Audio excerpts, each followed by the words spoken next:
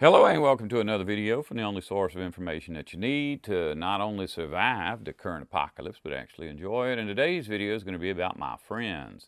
And the reason I want to make this video is because I think several times over the last 10 years I'll be talking about the relationships that we have with one another and how our relationships are with those around us. Because if you're listening to what I'm saying in general, you're an outcast.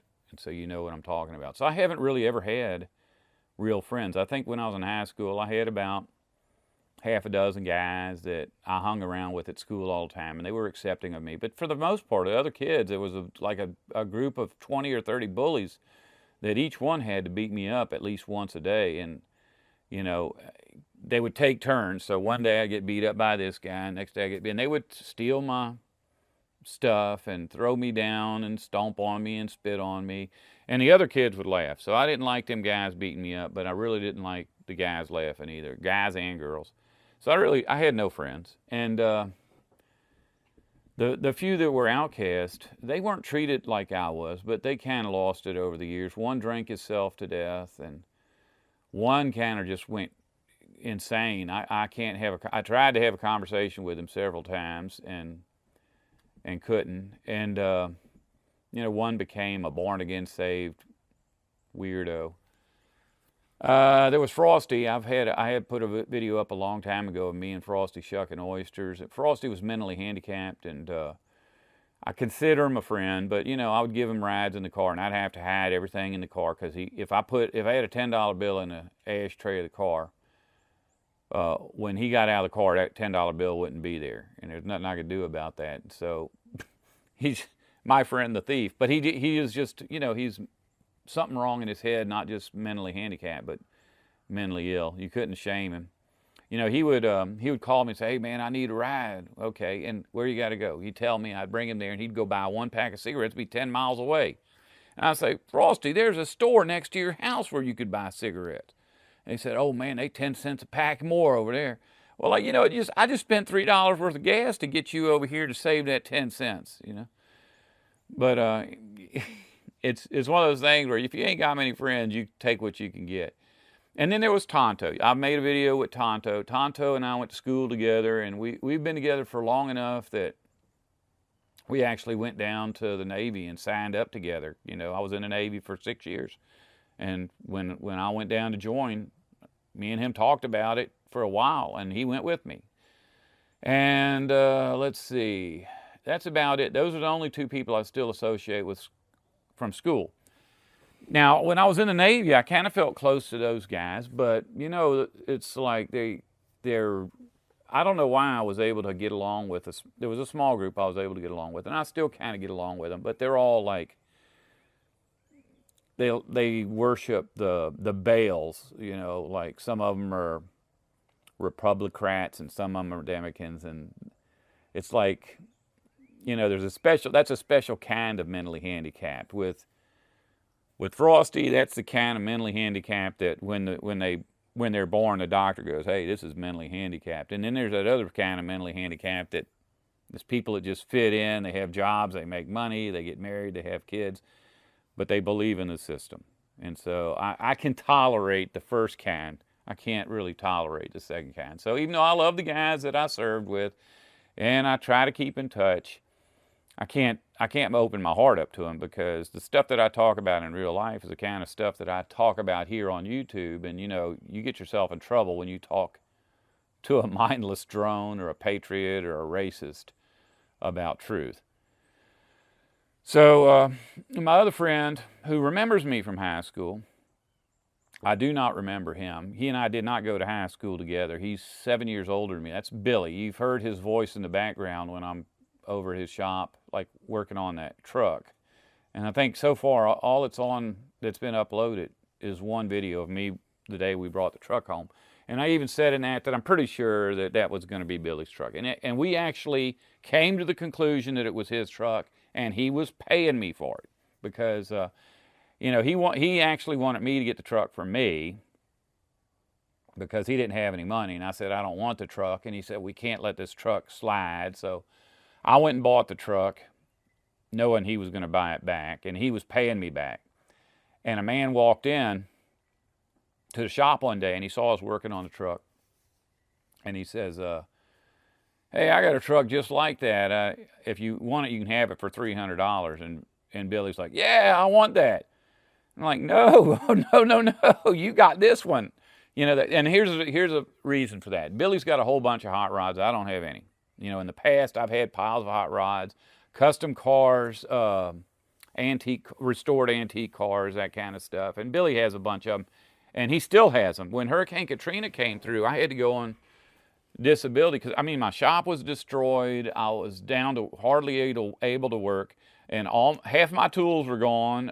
And I had inventory of paint and parts here, and that was all gone. And I didn't even have very many customers to start with. But for me to restart made no sense. I had a job where I was making about $100 a week, and it was going to cost me $300 a week for the next 5 years to make $100. There was no escaping the fact that I no longer had a business. And so I had a few cars around that were really exotic. I had a Honda Civic that I had chopped the top on. That's where you take the roof, you cut it off, and you cut a section out, you weld the roof back on. So I had windshield was like that tall, and you had to sit in the back seat, laid back to drive it. And photographers took pictures of it and posted it online. And there was a local paper took pictures of it. But Billy still has a bunch of hot rods. And see, the truck that we bought for $600, that was a 98 truck. That means it's still got like 4 years before it'll be an antique. So if the car show comes along, he can't put that in, but he can go to the car show in one of his Model A's, or he's got a couple of Corvettes. And I've given him, after the hurricane, I gave him some cars. I probably should have gave him that chop top Honda, but I gave that to somebody else because I knew I'd never be able to fix it. It went underwater, and it was just, I had no money, and I was kind of disabled. But also, I had a chop top Chevrolet Astrovan. If you've ever seen it, it's a small Chevrolet van. And I did the same thing. I had that whole truck chopped down. I guess it was about here on me. And I took it to the tire shop. I went to the dealership and bought the thing. It was a used car, and I saw it at a dealership, so I bought it. I brought it to a tire shop and put new tires on it. I brought it over here and knocked all the windows out of it and chopped it. And I asked Billy if he would finish it up for me. He said, yeah. So I brought it over there, and he says there's a hurricane coming. I'm going to go ahead and put that in the shop now because you don't want it to get damaged in the hurricane. Well, that was Katrina, and I guess it was probably a year went by before they got all the debris off of it, because I went by the shop like 2 weeks after Katrina. I got up there, and the shop was gone, but all the material was there, but you could see lumps. Like every single car in that shop, you could tell where they were because the pieces were like laying over them. And by the time he got it out of there, he said, I don't know, it's going to be a while before I can get back to working on cars. When do you want your van back? I said, I can't do anything with it for the rest of my life. No one's going to buy it because it's not finished. And I can't finish it because I have no money for materials, and I'm also, my arthritis in my hands hurts too bad to do anything. So you just go ahead and do what you want with it. So he had a bunch of Model Ts and Model A's, but he had one that was what they call a tall T. They look like phone booths. If you've ever seen a Model T, you probably think all Model Ts are like convertibles, because that's basically all you ever see. When you see what they call a T-bucket, it's always a convertible. But they did have hardtop Model Ts, but most of those have been grabbed up by hot rodders, and they've chopped them. They always have little bitty roofs on them. Kind of like, I guess, I can't remember, I think it was like in the movie American Graffiti, that one little yellow car, that was a Model A, I think. There's a 32. That's not the way those cars look. It's chopped. Normally they're a lot taller than that. But the T is really tall. And he had a full-size Model T, and he changed out he changed out some of the suspension. He may have changed the whole frame out. But I asked him what he did with that van. He said he took that engine and transmission out and he put it in that tall T. And he said it was the best running hot rod he ever built, and he sold it right away. But also the wheels. He put the tires on something. I don't think he had anything that could have used an Astro van wheel. And I guess the only reason I'm telling you this is that I've been friends with Billy for probably 30 or 40 years, and been friends with Tonto for 30 or 40 years. But back in the day, I didn't really consider them friends because I never saw them. You know, I mean, if I needed something, I would go over to him and ask him, and if he needed something, he would ask me. And so I ended up, like I did, he put a roof on my house one time. I went and put flooring in to his house one time that, you know, that snapped together oak flooring. I gave him over the years, I guess I gave him a Volkswagen Beetle one time that was just ruined, couldn't use it for anything. But I gave him not too long ago, I guess 15 years ago, I gave him a Volkswagen Carmen Ghia that I got. I didn't pay nothing for it, so, you know, I didn't have no place to store it, and I didn't want to mess with it.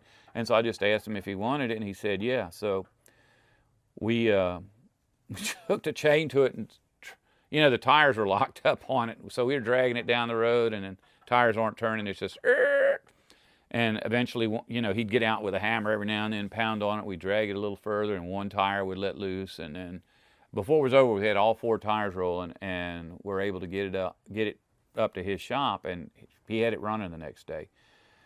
And, you know, I guess it's,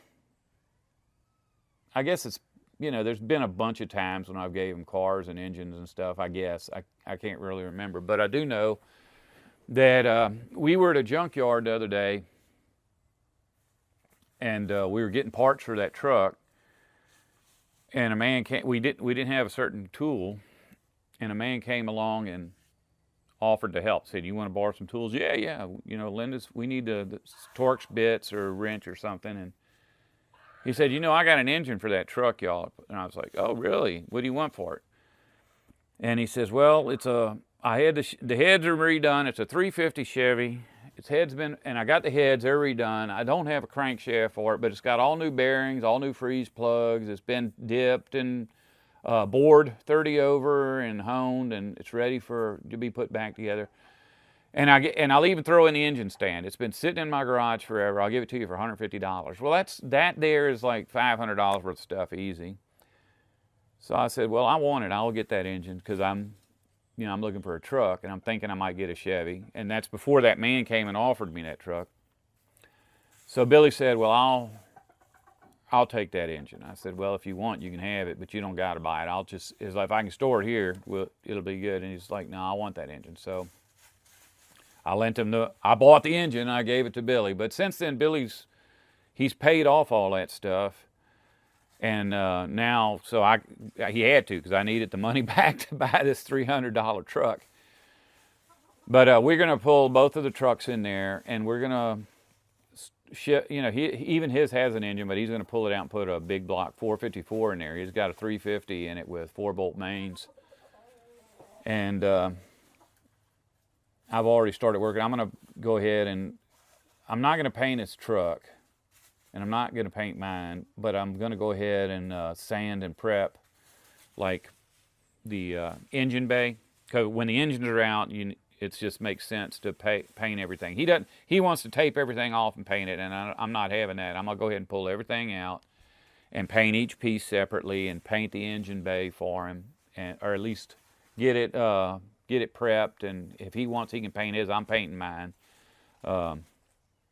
And then we'll go from there. But for right now, you know, it's like I'm not going to get back into the hot rod customizing hobby, because as much as I enjoyed that, I didn't really like the work. I like the attention. You know, when you go to a car show, or if you drive it to the grocery store and people come running out to see your cars, that's really a good feeling. It's like love. But I feel like I get love from my YouTube channel, so I don't need that anymore. But I do need a truck to go across country. Now, here's my thinking, because you're going to see this truck in an upcoming video, and it's in rough shape. It's been sitting in a field for 10 years at least, maybe 15. But the tires are all holding air, but from sitting that long in one spot, it has sunk down. You know, the truck's got like, I don't know, a lot of space under it. You can just about crawl under it anywhere. But sitting in that field, there's only this much space because the tires have sunk down into the ground. And there's vines growing all over it, and it's covered with mold and rust. And people have been stripping parts off of it, so it's like it's missing some of the windows and tail lights, and the stuff is gone. It seems like a lot of stuff is gone. I couldn't get into it to see what all's in the truck. They may be in the truck somewhere, but I can see from looking in it that there's no steering wheel and there's no shifter, but I can see the steering wheel and shifter in the truck. The man who owns it says he's going to get all the scrap metal out, and because it's stacked with scrap metal too, all the way to the roof. And then I can come get that truck. And okay, here's my thinking on why I'm going to get this terrible beat up truck and fix it up to go cross country instead of something that's dependable. It's like when you buy a 1-ton truck, something big enough to carry a camper, $5,000, you'd think $5,000 would be a good car, because if you buy like a half-ton truck for $5,000, you can go all over the world in that thing. But a 1-ton truck, they're so sought after that if you get one for $5,000, you're still going to have to go through it. And before you take a trip, you're going to have to put shocks, brakes, bearings, seals, U-joints, belts, hoses, all of that stuff. And and that's like with a $5,000 truck. If you buy a $300 truck, you're going to have to put all that stuff in there too. And it costs the same to put all that stuff in a $300 truck as it does to put it in a $5,000 truck. Now, the economics of this is a little bit sketchy. And, you know, it is a risk because we haven't even pulled the thing up. The frame might be rusted half in two, but I don't think so. The truck looks like it's in pretty good shape. And so chances are that we'll be able to put all that stuff in there, and I'll be able to go cross country. So, and I already had an engine, because remember, I bought an engine, and I basically bought an engine and sold it to Billy. And so I told Billy and me, we found a field full of Model T and Model A parts the other day near Baton Rouge, Louisiana. We went up there, and Billy didn't have any money once again. And I said, well, I'll buy all these parts for you, and you just give me that engine. And he wouldn't hear it. He said, no, I'm building a separate engine for you, and it's going to be a gift, and it's going to be ready to go. I'm put all new bearings and everything in it, and I'm going to install it, and you're not going to pay me nothing. So anyways, I give him, he is back in debt to me again, by the way. It's like every time I turn around, it's like I've never borrowed money from him, which I'm like, that's cool, but he's done a lot of stuff for me for free. And then I ended up, you know, I mean, it's somebody that I really trust. And it's like this: if I lent him $1,000 and he didn't pay me back, I wouldn't care, because I feel like I owe him way more than that. But yeah, I guess we can't. And here's another thing: we went out there. It's the weirdest thing. I saw this ad in Facebook, and so I called him. I said, "Man, didn't you just order a Model A fender?" And he said, yeah. And I saw the fender when he got it, and he said he got it for $200 for one fender, and it was tore half in two. I mean, it was still connected, but there was a big split in it. It was all rusty. And I said, this guy has a whole Model T over here for $100. It wasn't the whole, you know, when Model Ts, they have a wooden frame or whatever, so when you get a Model T, it's generally like two front fenders, two back fenders, this, I guess, the main hulk of the you know, those things, even like the roof of a Model T is just wood, and it's got cloth stretched over it. They didn't come with metal tops. So anyways, there was a picture on Facebook, and it was all the parts, the fenders and the doors and the window frame, and it said Model T parts, $100. So I contacted the guy and I said, is this really $100? He said, well, no, I just figured put $100 because I had to put some kind of a price, but it's each individual piece. But I'll give you fenders and doors for like $40 a piece, $50 a piece. So I called Billy. I said, man, this guy's got fenders over there for $40, $50 a piece. So we, Billy said, let's go, because Baton Rouge is about 2 hours from here. We drove all the way down there, and it started raining. We got out in the rain. There was cars all the way up and down the driveway. And I thought, oh my God, we're going to have to fight people to get these parts. Well, the man comes out and he says, look, they're not mine. The man that all this belongs to is in the house, and he's dying. And I'm just trying to sell some stuff to help pay for the expenses for his wife. And everybody that's here is here to see him. And sure enough, right after we left, the guy died. And we kind of, both of us were all excited that we were finding all this stuff, and we were excited even on the ride home, but that night, I was laying in bed just thinking, I was like just pilfering this guy's stuff while he's in there dying. Not really pilfering it, but just going through all this stuff with this glee, and at somebody else's suffering. But we weren't sad. We got home, and I called Billy later, and he said, man, it was after I got home and I was sitting here thinking about it, I felt so bad. And I said, I felt bad too. But here's the funny part. We got 2 front fenders and 2 back fenders, and he got them all out of the car this morning, and I grabbed 2 left fender or 2 driver's side fenders by accident. Now, we did tell the man we were going to go back, and I told Billy probably the best thing to do is go get 2 full Model A's. 2 sets of front fenders, 2 sets of back fenders, 2 doors, 2 window frames, and because that's about the limits. I mean, it'd be really good to go in there with about $10,000 and just tell the man we'll take every, because it was fields of Model A and Model T parts, and the guy said, everything out here, just make me a price on it. But if you want some good stuff, his attic is lined up, and we couldn't even get in there, but we could see that it was just packed. This humongous barn just packed with fenders and doors and everything. He even had stuff we had never seen before. Out in the front yard was a dually Model T. Never seen that before, just the frame. And but the dual wheels were back there, and they were the wooden spoke kind.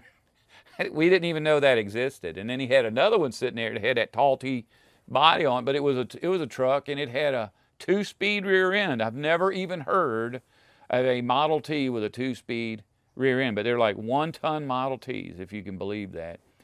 And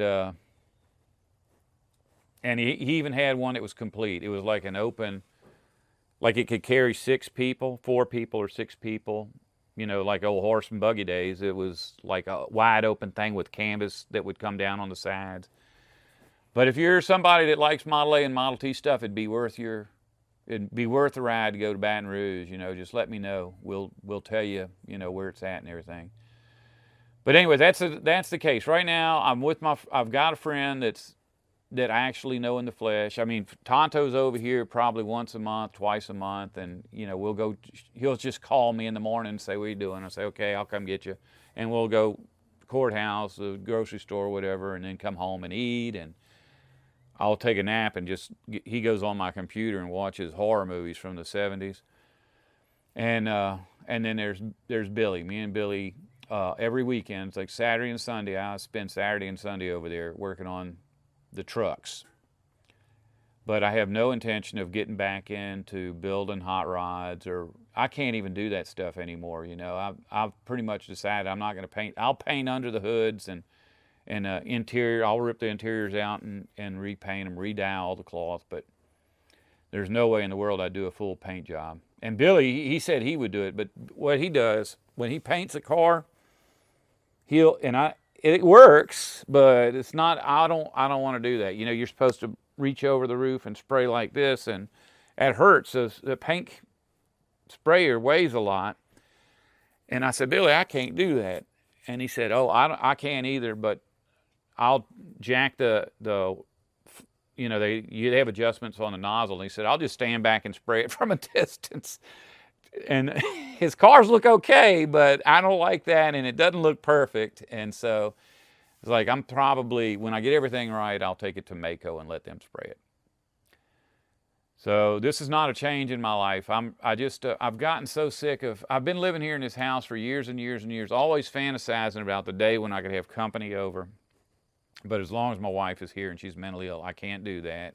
I've had people volunteer to come over and clear my forest, and I said yes a couple of times, and it kind of worked out. It did work out, but it was just so much worry because my wife always does disruptive, destructive things, and it's embarrassing to me, and it's embarrassing to the people that are visiting. And so now, even if the hospital takes care of her and keeps her calm, this place feels like a prison to me. And so the dream is to be able to finish this truck in 4 years, because I figure I'm going to have to come up with money to pay for the repairs that are going to be done to my house by Habitat for Humanity. I think that I can get away with $100 a month for them and $100 a month on the truck. And I've kind of estimated that it'll cost me $4,800 to get this truck ready and get a camper in it.